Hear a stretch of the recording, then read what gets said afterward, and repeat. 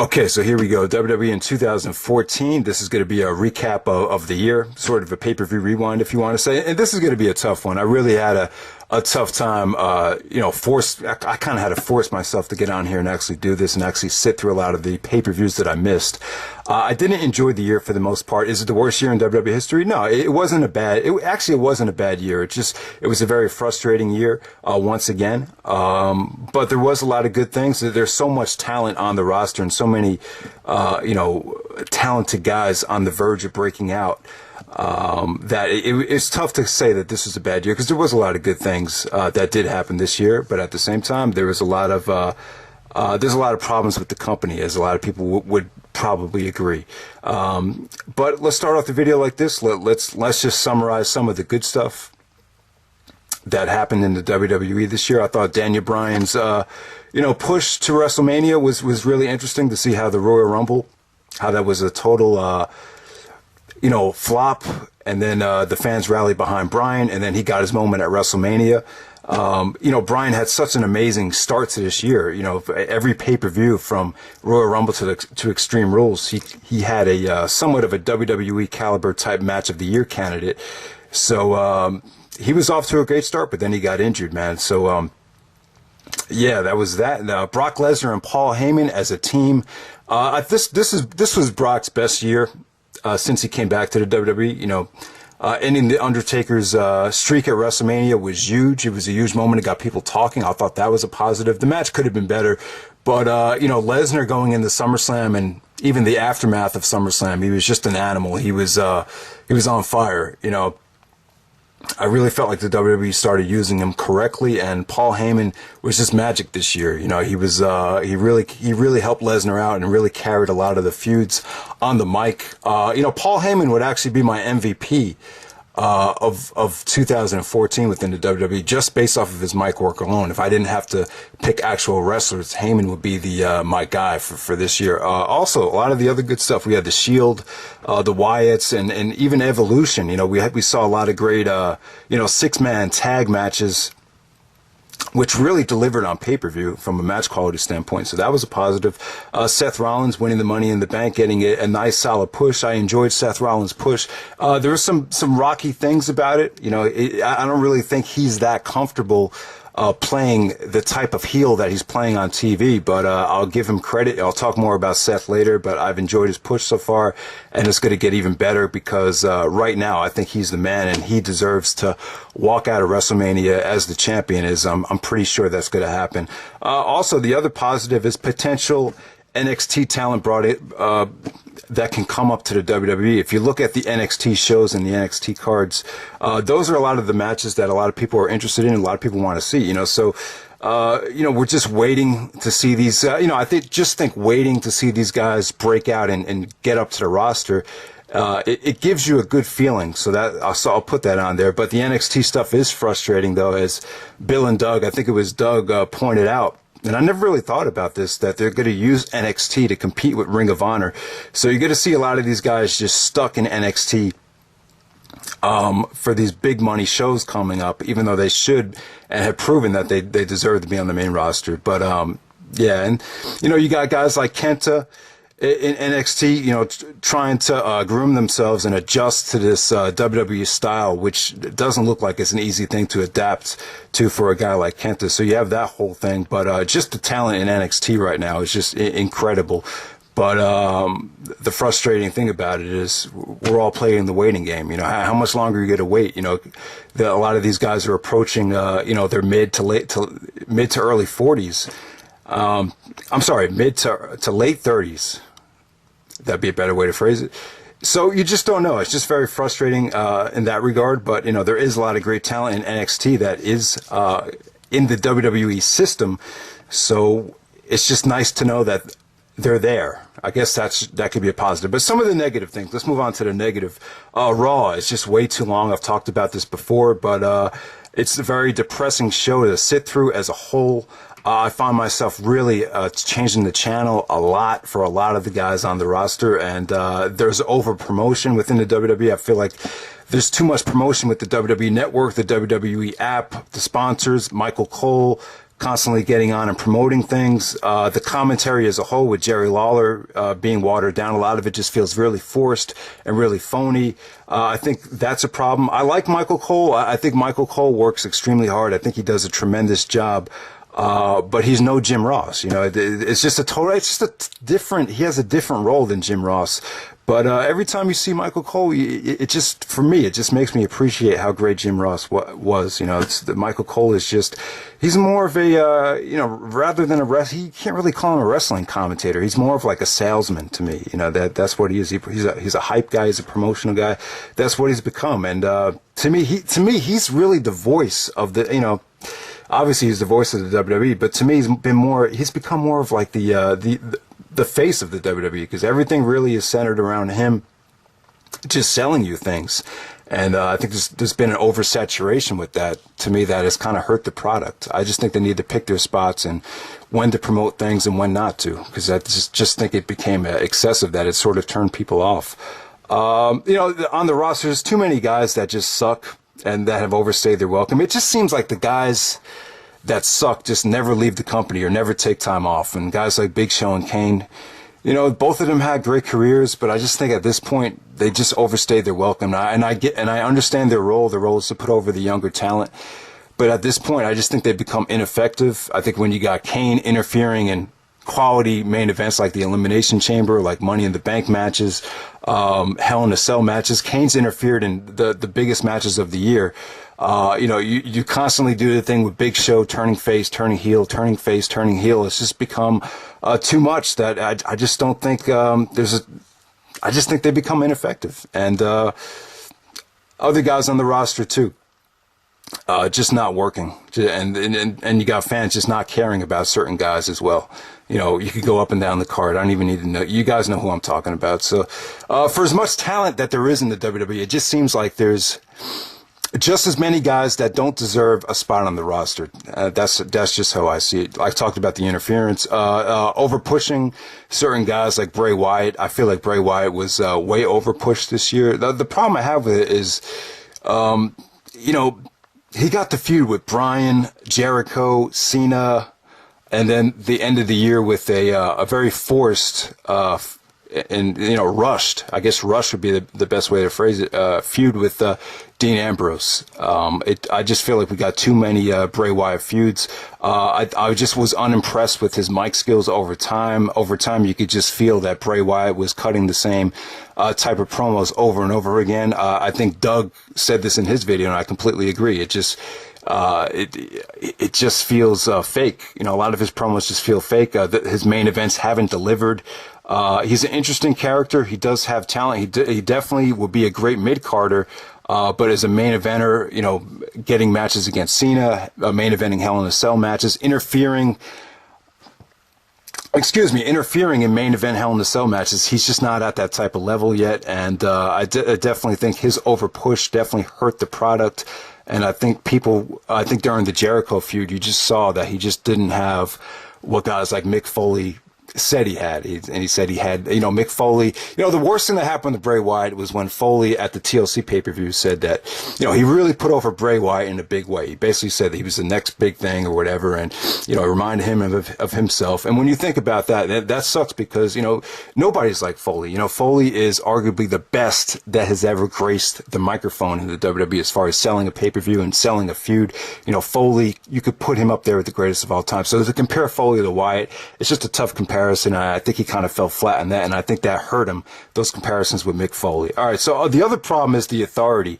The Authority, Stephanie McMahon and Triple H, has not went over that well. To me, I think they've hurt the product. I don't think Steph has been used the right way. I think she's more effective as like the slutty bitch character rather than this super bitch that's an authority figure and dresses in a business suit. It's just, I don't know, it just hasn't worked for me. And Triple H and Stephanie as a couple, it just hasn't worked. You can't be full blown heels. You can't try to be the most hated people in the company, and then at the same time you're plugging the WWE network. I just don't feel like it works that way. They're trying to get heat, but at the same time they're constantly saying for just $9.99. how many times have you heard Triple H and Stephanie plug the WWE Network? I just don't think it works that way. You got to either pick one or the other. You leave it up to Michael Cole to plug the network. He plugged it plenty of times. He plugged it so many times that, that really hurt the product for me. It really did. And also the authority, because there's so much attention on them, they took up so much microphone time. I just feel like nobody else has a voice. None of the other top heels or any of the other talent has a voice, and I feel like they've held. That's what has held guys back on the microphone. You're just not seeing enough competition. I just feel like you need more competitive feuds, guys who really want to go out there and be the best, guys that want to cut their own promos and actually be themselves. And I just don't feel like we're seeing that within the WWE right now. And I feel like the authority is one of the things that holds that back. Also, the gimmick pay-per-views need to go. I think now that they're on the network, and now that they Direct TV and a lot of these other satellite pay-per-view providers have cut ties with the WWE because of the network. Maybe this is a sign that the gimmick pay-per-views would go away, because I just don't think you could book a Hell in a Cell or a TLC or any of these, even Money in the Bank. I just feel like a lot of these gimmick pay-per-views have run their course, and whenever they do happen, they just feel forced, and they're feeling very repetitive now. A lot of the Elimination Chamber matches and the Money in the Bank matches have definitely felt the same, because we're seeing the same guys in them every single year. So that's definitely a problem. I wish they would go back to the Royal Rumble, WrestleMania, King of the Ring, SummerSlam, Survivor Series 5 pay-per-view format. They're not going to do that, though. So I would just go back to the, Backlash, Judgment Day, Unforgiven, No Mercy, that type of format. But you don't have to bring back those names. You could, a name like Battleground will be fine. But we need to just think of replacements for Elimination Chamber, Hell in a Cell, Money in the Bank, TLC, and it looks like we're getting that with Fastlane. It's already replacing the Elimination Chamber, so hopefully that's a sign of good things to come. Brock not defending the belt enough. I love the idea of giving Brock the belt. I'm still happy that he is the champion, and it's really worked out well since he's come back to hype up the Rumble. It feels like Brock is definitely a strong, committed champion at the moment, but the gap between September and the end of December, around Christmas time, him not being there definitely hurt the product. It was a huge chance for guys to step up and put on great pay-per-view main events that you don't normally get to see, like Ambrose and Rollins at Hell in a Cell would be a perfect example. But because of how it was booked, it just felt like him not being there just made the belt, it just made everything seem very unimportant, and they didn't capitalize on it by, letting guys go out there and deliver on pay-per-views. So it was just a whole mess. It was just a very sour time from after Night of Champions throughout the rest of the year. It just felt like a very uneventful time within the WWE. That whole fourth quarter of the WWE just really felt like filler, in my opinion. Next up, I just feel like the WWE's going through an identity crisis. It's like they don't know whether to push big men or great workers. It just really feels like they don't know which way to go. Do you want to push Batista, Ryback, Roman Reigns, or do we want to go with Daniel Bryan, Dolph Ziggler, and guys like that? I just don't think. I just think there's a power struggle right now within the WWE. Vince will want certain guys, Triple H wants certain guys, Kevin Dunn wants certain guys. I just think there's too many guys that have a say in what's going on. It's just created a whole identity crisis, a big mess. I don't think they know what direction they're going in. So we need to get that straightened out, because I just think everything is very chaotic right now. Part-timers, this goes back to CM Punk quitting. It just seems like it's just tough to be passionate about the WWE, and I feel this way.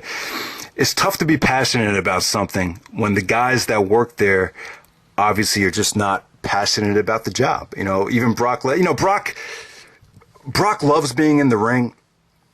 He hates to travel. But let's face it, man. He doesn't want to be there full time, and for as great as Brock is, it still hurts hurts me as a fan that he doesn't want anything to do with the company if he's got to work there full time. CM Punk quitting, obviously lost his passion for wrestling. RVD, he doesn't want to be there full time. So you just got too many talented guys that just don't want to be there, and it really hurts it for me. I don't know a way around it. Obviously, the WWE is a tough business. It's tough to work this job full time and not get hurt. So I definitely understand it. But, just the days of having guys like Bret Hart, Steve Austin, even Shawn Michaels in his prime, guys that live the business and will live and die for the business and really live their character like it was life or death. You just don't see those type of guys anymore. I think Daniel Bryan would be that type of guy, but injuries have gotten in the way, and the way they booked him has definitely gotten in the way. And I imagine it's probably even tough for a guy like Daniel Bryan to keep his head on straight and come to work every day. So there it is with that. You know what? Let's get to the top 10 MVP candidates. I didn't have Paul Heyman and Jericho on the list, but like I say, guys, Paul Heyman has been incredible this year. You could even see it right now with when Raw was canceled the other night, with the promo with Brock and Roman Reigns, how he worked his magic. He's just been so great in building up Brock's pay-per-view feuds, and he's just done such a remarkable job. Now, I will say, you can't just put anybody with Paul Heyman and expect him to create magic. The Cesaro and Heyman didn't work out as people would have envisioned it to, but let's be honest, man. Paul Heyman has been incredible this year. His documentary was awesome. You can't say enough good things about him. So if I was to pick the most valuable figure that wasn't a wrestler, it would definitely be Paul Heyman. Chris Jericho has been spectacular this year. When you factor in the podcast, his discussions about the WWE, I've really enjoyed them. I've enjoyed his input on the business. Now, Jericho is very pro WWE. The WWE is, at the end of the day, that's what's going to pay his mortgage. So he's not going to totally crap on the WWE like some other people would. But as someone that listens to Jericho's podcast consistently, I'll tell you that he definitely calls it like he sees it. I think he'd be a great booker. I definitely think the WWE could use his mind. He doesn't want to do that, but Jericho has just been... the podcast is definitely, it's been my favorite thing about pro wrestling this year. He just does a remarkable job with it. His guests, have been superb. He's just great at it. So if you haven't seen the Jericho podcast, it's definitely a great way to keep up with what's going on in the WWE. Really his comeback this year was Jericho and RVD.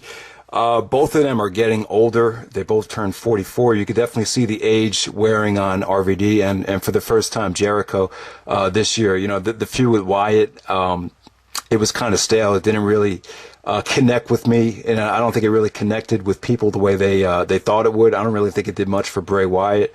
Jericho had a great match with Orton at Night of Champions, but to me, Jericho's it's tough. It's tough for Jericho to keep making these brief comebacks, and for him to have the impact that he's going to want to have. It's going to get tougher the older he gets, but yeah, man, I just enjoy anything Jericho does. He had a tough year this year within the WWE, but the podcast I think is the best thing about pro wrestling right now. That podcast is incredible. So if you haven't listened to it yet, definitely check it out. All right, so let's get down to the top 10 MVP candidates. Number 10, I have Sheamus. Once again, man, Sheamus is just having a tough time just staying over. Obviously the Daniel Bryan stuff in the long run, it definitely did hurt him. I think he was pushed way too soon. It's the same mistake they're making with Roman Reigns right now, but we'll talk more about that later. But Sheamus has been great in the multi-man matches. He was great in the Elimination Chamber, great in the Money in the Bank matches. They still treat him as a big money player, and he definitely delivers. I definitely think he's a likable guy. I prefer him as a babyface over a heel, so I'm glad he hasn't turned heel yet. But at this stage, it's just tough to get behind him, and the fans have, even when he came back at the Royal Rumble, it's just, they were trying to make it a huge deal, and it just kind of fell flat once again. So number 9, I have Cesaro, Claudio Castagnoli from Ring of Honor. He was hot, man. He had an incredible match with John Cena on Raw, possibly the best Raw or television match of the year. It was on such a hot streak. It carried over into the Elimination Chamber, where he put on a great performance. Was definitely, besides Bryan, I would say the second most over guy in that match. Consistently over on within the WWE throughout the whole year. Great matches with Sheamus. Won the Andre the Giant Battle Royal, which was really, really exciting. That finish with with him winning that battle royal was really, really, when it came down to the last four guys, that was a great moment for Cesaro. He had all the momentum. They should have never broken him up with Paul Heyman, or made him go with Paul Heyman. I think that was kind of forced. I thought he was fine where he was. I think the theme, the We the People theme, when he was with Jack Swagger and Zeb Coulter, that theme really fit Claudio. Just the way he came out when his entrance and his mannerisms that he did to the entrance, it just really fit him well. And I thought Zeb Coulter was a fine mouthpiece for Cesaro. If anyone, I would have had maybe Swagger turn face, and you have a heel Cesaro feud with Swagger. I think that would have been the better way to go instead of forcing Cesaro with Heyman. There was a lot of times where they put Cesaro in places where he would fail. They had him come out and cut a promo on Cena, where I thought it really wasn't his place to be. This is when Cena was feuding with Brock, and I thought that hurt him. I feel like they were really looking for an excuse to de-push him. I know Vince McMahon said on the podcast that it's a Swiss thing, or there's just something missing. It's the language thing. I just think that's total bullshit. I just think this guy has the total package. He's proven in Chikara, and Chikara is a storyline-driven promotion, that he can be a monster heel. He is really that effective. Austin asked Vince, I was gaining a lot of respect for Cesaro, but then all of a sudden he just gets pushed. Is that a booking problem? And I don't think Vince wanted to admit it, but I think he really fucked up. I think he really had something special with Cesaro. I think you could have easily done Lesnar versus Cesaro either at SummerSlam, or that definitely would have been a better option for this year's WrestleMania, to see Lesnar versus Cesaro. And you have the X Factor with Paul Heyman there to make it even better. Number 8, I have Dean Ambrose. I always envisioned Dean Ambrose being a heel. I thought out of anyone in the Shield, he would be the guy to run as a heel. Based on what he did on the Indies, you saw the comparisons with Heath Ledger as the Joker. This guy is really, he just has his own badass personality, and it's really worked well. Even as a babyface, they put him in. He's had a tough time as far as the booking goes. He should have got the big win over Rollins at Hell in a Cell. Then he definitely should have went over Wyatt at TLC. But the guy, he's still over it. If you watch the Royal Rumble, he was still one of the guys that the fans really got by. He probably got the biggest pop other than Daniel Bryan. And he has great intensity in his matches. He's a great brawler. His promos have not gotten stale yet as a babyface, which is a miracle, because I feel like that's really tough to do. But he's got a bright future, man. Ambrose just needs to keep plugging away and keeps doing what he's doing, because he's done a great job, even though the odds have been stacked against him. Number 7, you know how I feel about Bray Wyatt, but Bray Wyatt makes the list because he had great opponents. Anytime you're in the ring with Daniel Bryan, John Cena, Chris Jericho, and then you're in a main event, war with Dean Ambrose, he had some pretty good matches this year. The problem is, I think a lot of those matches under-delivered. A lot of it was because of Bray, and I feel like as time went on, Bray's mic skills and it just kind of went sour. If you watched the promo with Wyatt and Jericho before SummerSlam, when Wyatt was cutting his promo, a lot of people were just booing and just felt bored by it, and they didn't really react until Jericho started talking. So I feel like a lot of his stuff just felt repetitive, and it just felt like the same promos over and over again. I felt like every single feud he had, it was the same thing. Now, a lot of the stuff he did say to Jericho was supposed to be the savior. I haven't forgotten, you're supposed to save us, Chris. Some of the stuff he did say was interesting. Even the stuff about education and, parents paying for kids to go to college. A lot of the stuff really did grab my attention, but overall, I just felt like he never really went anywhere with a lot of his promos, and I just feel like at the end of the day, Bray Wyatt just had a disappointing and flat year. So number 7, Bray Wyatt. Number 6, Randy Orton. Orton really was, as a champion, I felt like he was lifeless. In retrospect, I think Punk should have had that spot as the heel. The reason the Orton thing worked is because of the Triple H Evolution connection. I understand that, but I just felt like going into WrestleMania, you just had a paper champion. I feel like Orton really, I feel like he was really lost his passion this year. Very, very lifeless promos. I feel like he just went very monotonous. A lot of his stuff just went through the motions. But at the same time, he did have his moments. Let's give credit where credit is due. He did put on some good stuff. He could have easily, taken time off at the beginning of the year after WrestleMania and just, called it quits and packed it in. But he kept on, he did put on some good stuff, match quality wise. So he's still in there. But I just feel like Orton has gotten super stale. Sometimes when you're stale as a babyface, you turn heel. But he's a heel right now, and a babyface push, in my opinion, just won't bring him back to life. Because he's already a heel. So what's a stale heel got to do? You can't turn heel. And a babyface run for Orton would just, I just don't think the fans give a shit about him anymore. I'm glad he's taking some time off, but. For as bad as Randy Orton, for as much as Orton was criticized, though, I will say that I think he definitely deserved at least one pay-per-view match with Brock Lesnar. Instead of doing, Cena and Orton again and again and again, I would have loved to seen, either Randy Orton or even Jericho get the spot against Lesnar. I thought the Jericho Lesnar stare down on Raw got a great reaction, got a "This is awesome" chant. So I really feel like there was a way to build up Jericho for Lesnar. I think really all Jericho needed was one big win on Raw, and then maybe just one killer promo, and that could have sold people on Brock Jericho. And I think the stuff with Orton, they kind of fed Orton the Roman Reigns, but I feel like Orton definitely deserved at least one-on-one shot against Brock Lesnar. Number 4, I go with Dolph Ziggler. Ziggler's just been incredible once again. The thing that impresses me about Ziggler is his resilience. He keeps on coming back year after year in better shape, and he just keeps improving. The WWE has given him every reason in the world to give up.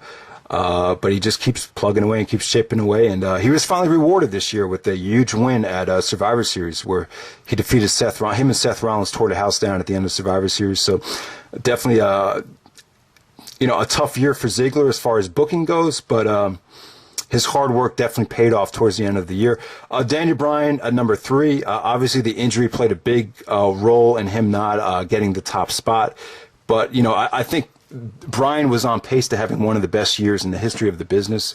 I mean, it would have been the same type of year that Shawn Michaels had in '96, or Triple H in 2000, or Kurt Angle 2001, 2002, 2003. Pick any one of those years. It would have been a monumental year for Daniel Bryan, with a match of the year candidate at the Rumble against Wyatt, a show-stealing performance in the Elimination Chamber, 2 of the greatest WrestleMania matches of all time at WrestleMania.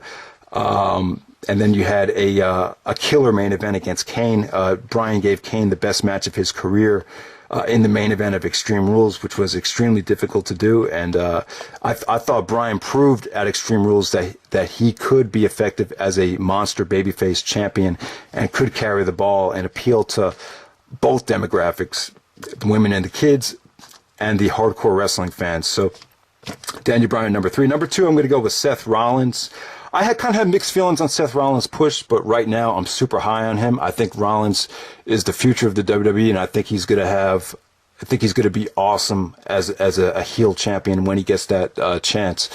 But man, it's funny to me, Seth Rollins it seemed like Punk and Bryan had a tough time escaping that indie stigma. They were kind of attached to the indies, and I think that hurt him with some of the higher-ups, like Triple H, for example. But for some reason, it feels like Rollins was able to escape that stereotypical, that stereotype of being an indie guy, which is just funny to me because, he's definitely he definitely has the work rate of an indie superstar. He's been through, he had a hell of an indie career. I think he was smart. When he was the Ring of Honor champion, he talked about this on Jericho's podcast. He said, I'm the ROH champion. Now, how am I going to use this as leverage to get what I want and to move up? And when he was the ROH champion, he made clear he was the champ and made the appropriate contacts within the WWE, and they took a look at him. He was rewarded with a developmental deal after his during his ROH World Title reign. A lot of us diehard ROH fans were pissed off about it because I definitely think it hurt Ring of Honor when Rollins announced that he was leaving while he was the champion. I always thought he should have waited until he lost the belt, but it's paying dividends for him right now, so I'm really happy for him. And the thing that's tough about Seth Rollins right now is I don't feel like he's... I feel like it's tough for him. I think he's doing an A-plus job as a heel. I just think he's such a good guy. He's a very likable guy. He's a down-to-earth, humble guy. I really think he is. But for him to act this way as a heel, as an asshole, really trying to get the fans to hate him, I think he's had it's been a tough transition for him because really that's not his personality. So, taking acting classes, it's really made me appreciate how tough it is to be a dick and an asshole and to make people hate you and to act all angry and pissed off all the time. It's just not an easy thing to do. But Seth Rollins is adjusted nicely. To me, the turning point was, this is where he passed the test for me, when he did the thing with Edge. When he made Cena bring the Authority back, I thought he looked like a prick. He came off like he came off like such a badass heel there. And that's what really, Rollins is really coming to his own around that time. So he was incredible by pulling that off. I just think the sky's the limit for him. I don't know how much I think eventually, as time goes on, I like to see Bryan be the heel. Shave the beard, shave the head, and then you got Rollins as your babyface. Because I just think Rollins is his moveset, his offense, the way he moves in the ring, and his personality is much more suited to be a babyface. But as a heel so far, it's kind of forced, but I think he's pulling it off. Next up, at number one, this is going to be kind of controversial. See, this wasn't a great year. Anybody could have been the MVP this year, so I'm going to go with John Cena. Cena managed to stay healthy the whole year. I felt like he really delivered in the ring this year. Great matches with Cesaro.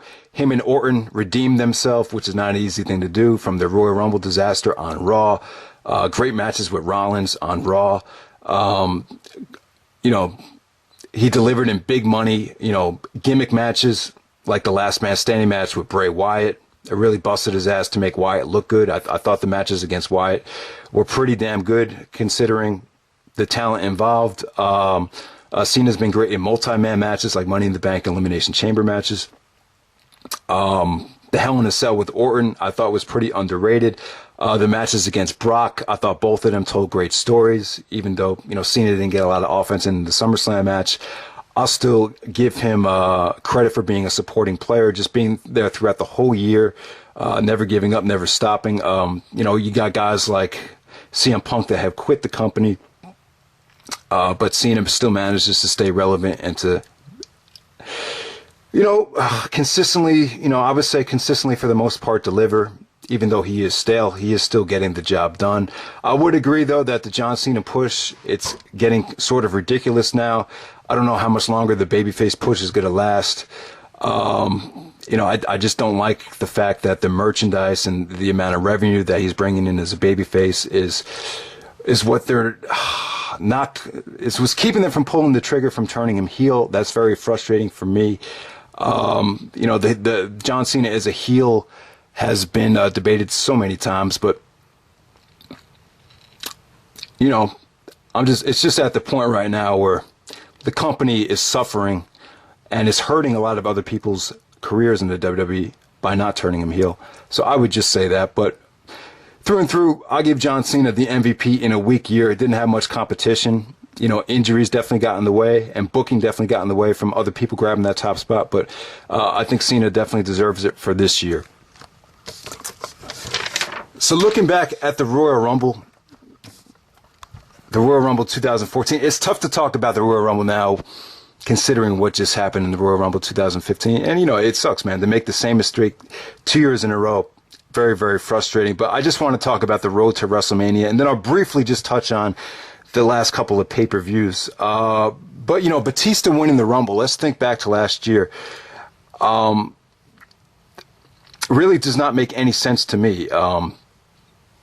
The only explanation I found about it is that Batista was going to be in a movie called Guardians in the Galaxy, and they thought by pushing a guy like Batista would get more eyes on the product by pushing someone that was going to be in a big Hollywood movie. That's the explanation I got. I just think it was Triple H overestimating Batista's ability.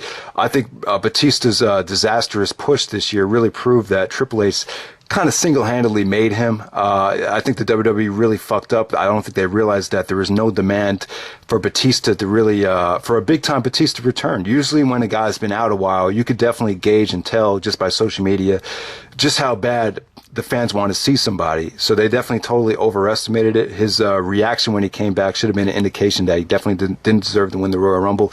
Everything worked out well, though, storyline wise, because Batista winning the Rumble definitely made sense for an Authority Evolution storyline to put, kind of get Evolution back together for WrestleMania. So it looked like the odds were stacked against Bryan, which made for more of a monumental victory at WrestleMania. So that was a good thing. But him winning the Rumble was definitely baffling to me. It definitely boggled me. It boggled everybody.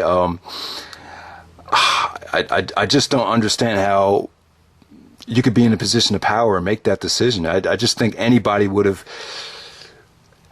else would have told you that was just not going to work. For them to actually think that Orton and Batista would have been an acceptable WrestleMania main event,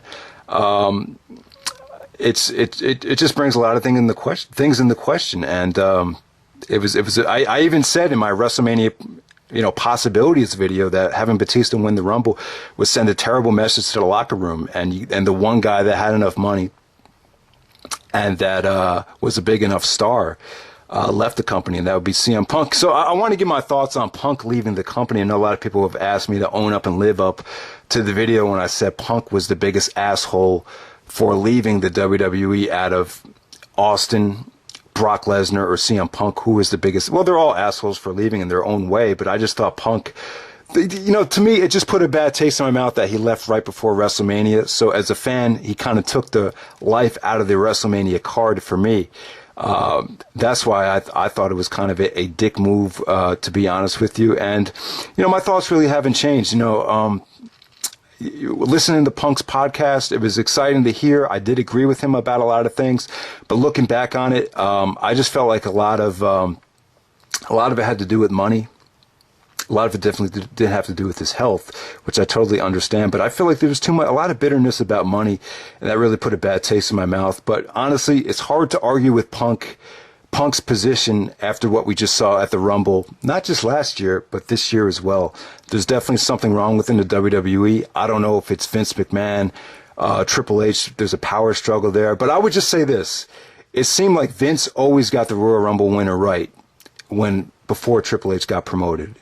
I'm going to say Triple H really took power when Sheamus won the Rumble. From 2012 to now, the Rumble winner every year has been questionable. Sheamus beating Jericho is questionable. With Jericho wins, you could have best in the world versus best in the world with Punk, but Sheamus got the win. I thought the timing was bad. I don't really think it really needed to happen. It wasn't the worst thing in the world, but hey, I thought that was a questionable choice. John Cena winning the Rumble.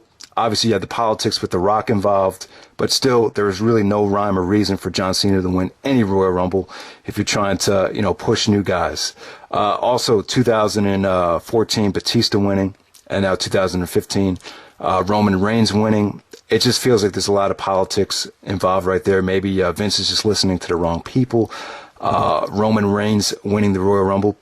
A lot of people have feelings about it. I'll give you my feelings at the end of the video, but yeah, it just seems like Triple H.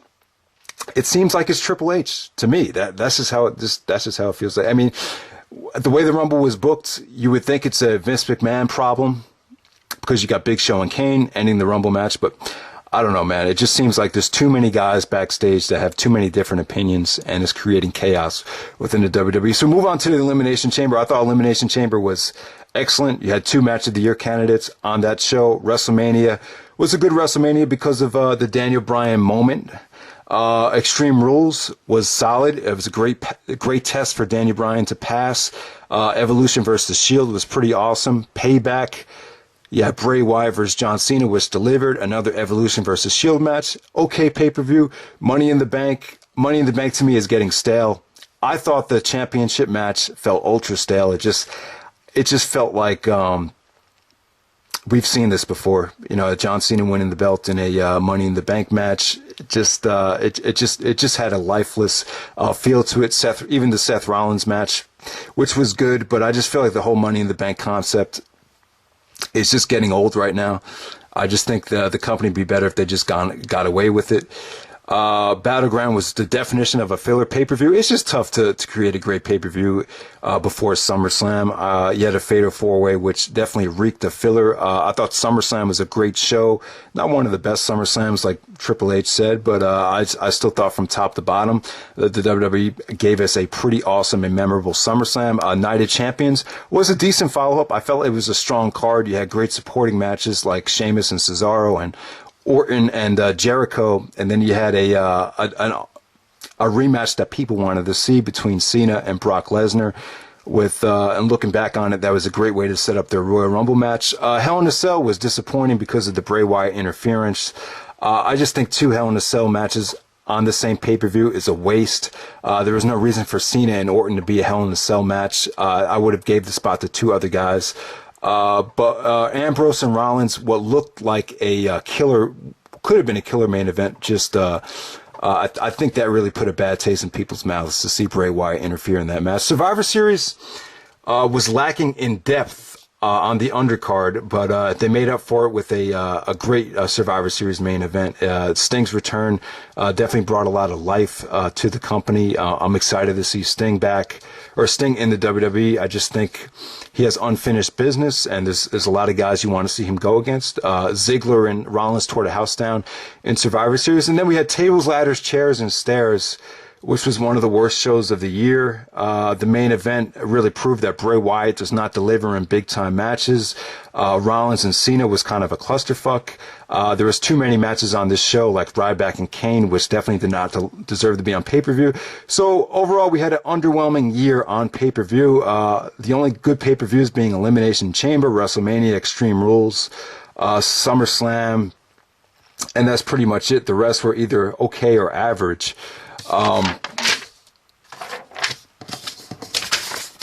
Top 10 matches of the year. Number 10, I have the Money in the Bank match when Seth Rollins won the Money in the Bank at number 10.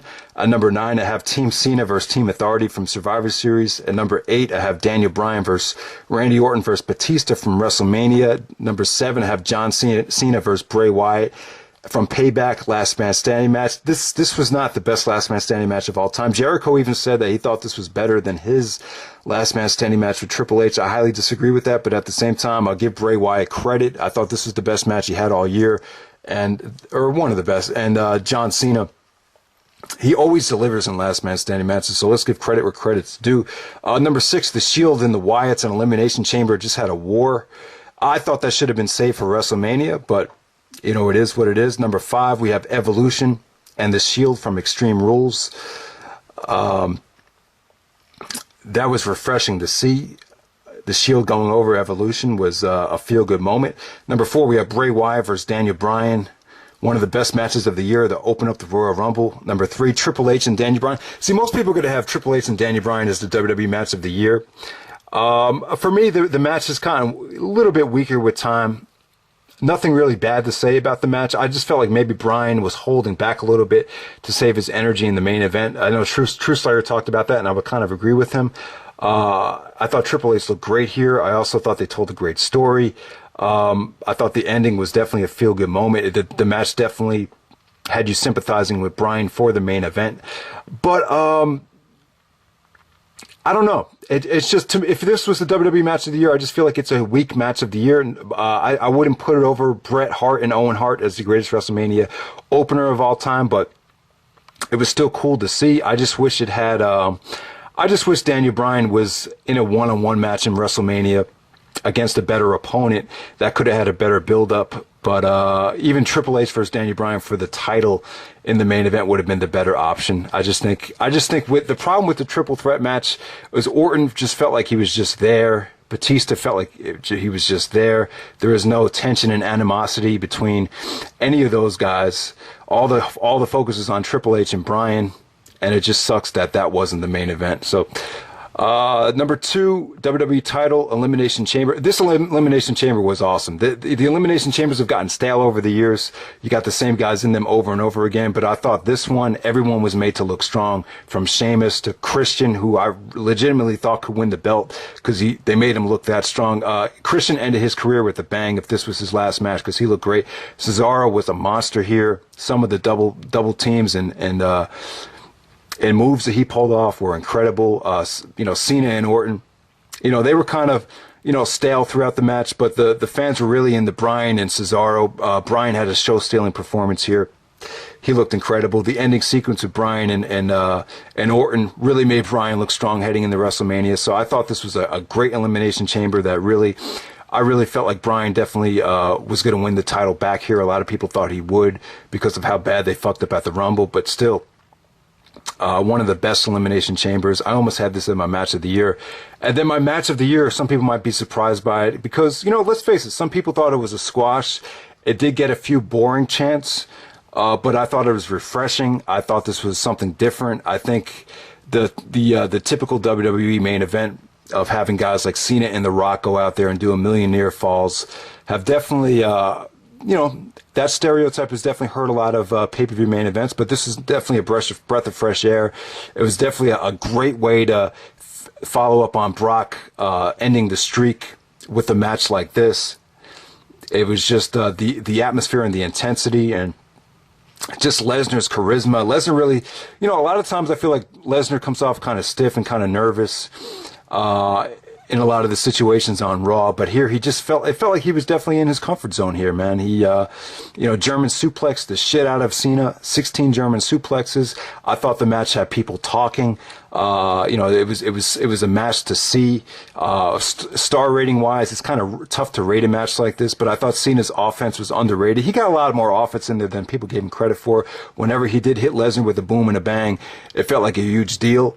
So I'll give him credit for that. It definitely made you want to see a rematch, which they capitalized on at Night of Champions. The Night of Champions match wasn't as good, but the SummerSlam match between Cena and Brock, I thought it was their best work together. I thought it had the best atmosphere, the best environment. So that will be my WWE match of the year. So that's pretty much it, guys, for 2014.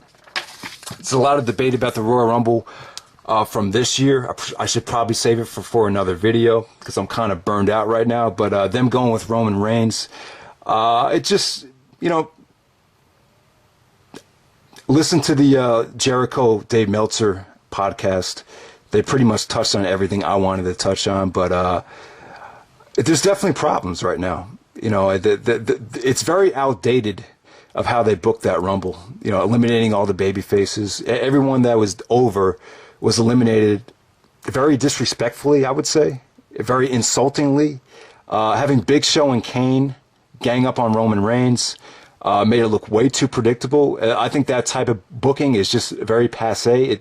The way they booked the match, it looked like something that would have been booked back in 1989.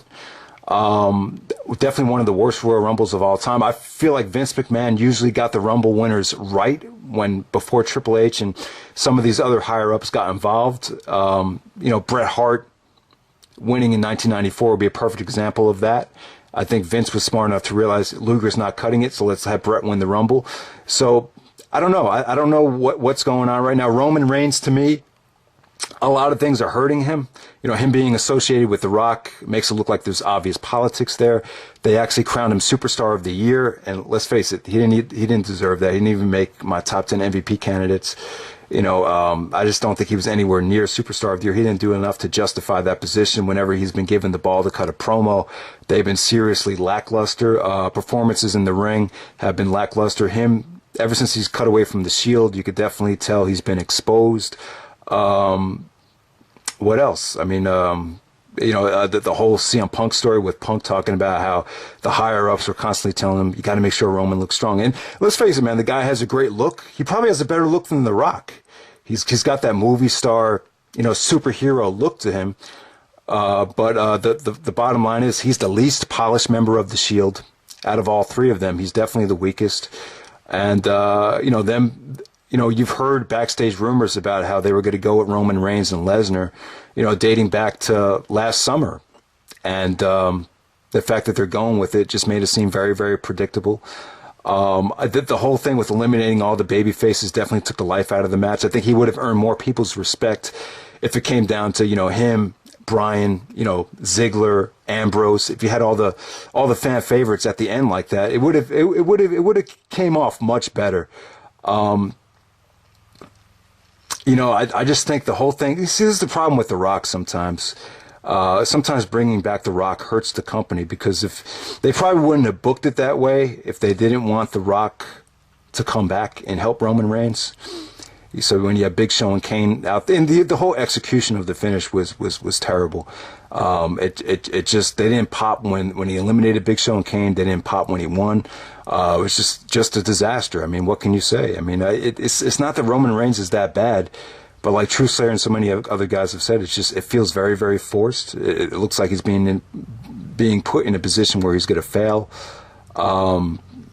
They're obviously not going with, it just seemed like Bryan had all the momentum heading into this match. He could have had a killer blockbuster main event between Daniel Bryan and Brock Lesnar.